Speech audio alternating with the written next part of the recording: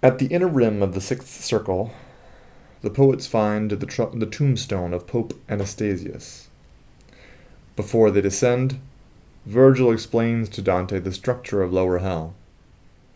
The last three rings punish violence, fraud, and treachery, with the ring of violence subdivided according to the one violated: one's neighbor, oneself, or God, either in God's own person or in his handmade nature. At the edge of a ring of broken stones heaped up in a tumble down to the steep pit, we came upon a crueler pack of woe, where for the horrid overwhelming stink belched up out of the depths of the abyss, we drew away a bit and made our screen that great slab of a tomb on which I read these words engraved: I guard Pope Anastasius, Fontinus, drew him from the straight and true. We should take our descent a little slow, letting our sense grow used to the foul air a little. Then we will not mind it so. That from the teacher. Let's not lose the time. I said to him, but find some recompense. That's just what I've been thinking of, said he. My son, down in the pit below these rocks, he began, there are 3 rings, smaller and smaller as you go down, like those you've left above. They are all filled with spirits of the damned, so that the sight of them will be enough. Hear how and why hell stows them where they're crammed. All malice meriting the hate of God has for its end injustice. All such ends afflict the sufferer by force or fraud. Since fraud's a sin peculiar to mankind, God hates it more, and so the fraudulent sink farther down, assailed by greater pain. The violent filled the first ring because there are 3 persons force is used against, the ring is delved with 3 rounds, each distinct. Against one's neighbor or oneself or God, one can use force. Against their persons or their property, as I shall now explain, violent death and vicious wounds are sins against one's neighbor. And his property may suffer arson, ruin, or enforced loss. So homicides and all who strike for hate. Spoilers and beasts of prey are tortured there in the first round, in all their separate packs. Men can raise violent hands against themselves and their own goods. So, in the second round, it's fit that they repent, to no avail, who robbed themselves of life on earth above. Gambled their substance, melted all their wealth, or wept for things that should have brought them joy. One can use force against the deity, cursing it or denying it in one's heart, or scorning nature and her generous goods.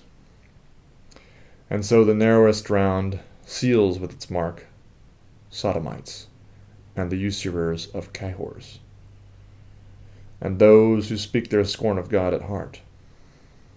Now fraud, which bites at every conscience, can be used on one who puts his faith in you, or one who pockets no such confidence. This latter type of fraud appears to cut only that bond of love which nature makes. Thus, to the second circle, for their nest, go flatterers, swindling sorcerers, hypocrites, impostors, pickers of purses, simonists, panders and greasy palms, and all such filth. The other fraud forgets 2 bonds of love, one made by nature, and one added on, from which a special faith to keep is born. So, at the bottom of the universe, where Satan sits, is the lowest ring of all, traitors are laid to waste eternally. Teacher, your explanation is quite clear, and you've pieced out this chasm very well, said I, with all the peoples it confines. But tell me, those up there in the swamp's slime, those windswept spirits, those the rain beats down, those tongues that jeer when they collide each time, why aren't they also in this city of rust to suffer, if God only holds them in his wrath? If he does not, how is their suffering just? And he to me, how is it that your mind goes madly wandering so far from itself? In what direction have you turned its gaze? Don't you remember your philosopher, the Ethics, where he treats at length the three propensities that heaven does not will, incontinence and malice and deranged bestiality, and how incontinence offends God less, is taxed with lesser blame. So if you study this conclusion well, and bring back to your mind who those souls are, who bear their penalties in upper hell, you will perceive why they are parted from these villains here, and why less angrily heaven's vengeance brings on them its hammering blows. O Sun, who clear and cure all troubled sight, you please me so much when you solve these things. No less than knowledge, doubt is a delight. Could you go back a little, though, said I, when you said usury is an offense against God's bounty? There is a riddle to untie. Whoever understands philosophy and heeds it, notes, not in one place alone, how nature takes her course. He said to me, from intellect divine and from its art, and in your physics, if you gloss it well, you'll find, not many pages from the start, that your art strives to follow, as it may, nature. You are the pupil, she the teacher. So we might say that human industry is the grandchild of God. From these two things, remember the first part of Genesis, man must derive his life and his advance. And since the usurer makes a different path, setting his hope in something else, he sins, despising nature and her follower. But now I'd like to move, so follow me.